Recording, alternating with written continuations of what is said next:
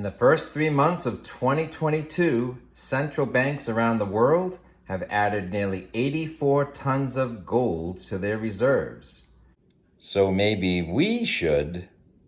Welcome to Silver Heist. Thank you to our returning subscribers and guests. We are a channel that likes to hold physical gold and silver. To support my creation, please subscribe. So in this video, we're going to count back from the smallest to the largest adders of gold this calendar year. And we'll touch on Russia. According to a Schiff Gold news story, whose source is the World Gold Council, central banks added nearly 84 tons of gold in the first 3 months of 2022. So despite a number of big sales, global central bank gold demand remained brisk as net holdings increased by 83.8 tons in the first quarter of 2022. That's more than double the 41 tons expansion of central bank gold reserves in the last 3 months of 2021, but less than the first 3 months of 2021. So last year, central banks added 463 tons of gold to global reserves in 2021. That was much higher than the year before. With these turbulent times of inflation, all we can do is stack at our own pace. So if you like current news and gold, please give this video a thumbs up. So coming in at number 6 is the African nation, Central Bank of Ghana. Their director, Dr. Ernest Addison, said his country has purchased 600 kilograms of gold, and 1,000 kilograms is a metric ton of gold, from their domestic purchase program launched in June 2021. He said the country plans to increase its gold reserves from 9 tons to roughly 17 tons by 2026. So I'm assuming they're a gold producer and they want to put some of their production into their central bank reserves. Coming in at number 5, Ireland was another notable gold buyer during first quarter 2022.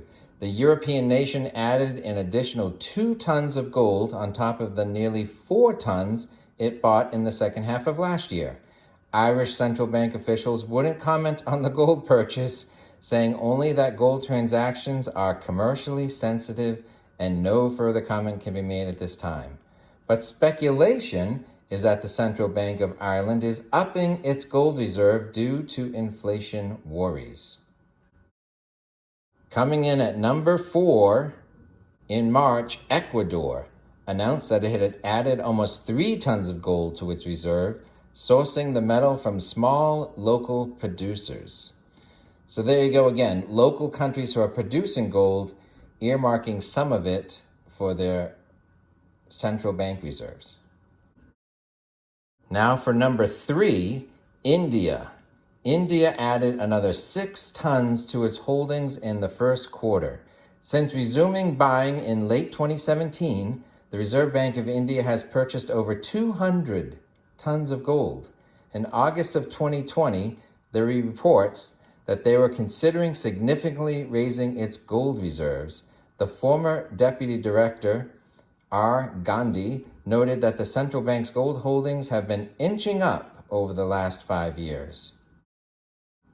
Now, with respect to Russia, the World Gold Council hasn't updated anything for Russia since January, but in this article, they say that Russia has also resumed buying gold in the wake of sanctions levied against the country in response to its invasion of Ukraine. The Central Bank of Russia ended its gold purchase program with the onset of the pandemic, and prior to that, I think they're adding 200 tons a year.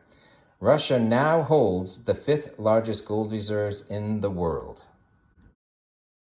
All right, coming in at number 2, Turkey. Turkey was another big buyer last quarter, adding 37 tons of gold to its holdings. Turkey now holds over 430 tons of gold, accounting for 28% of its reserve assets. And it should be noted that the citizens of Turkey are big gold holders. It's a big part of their culture to gift gold for special occasions, weddings, and other special events.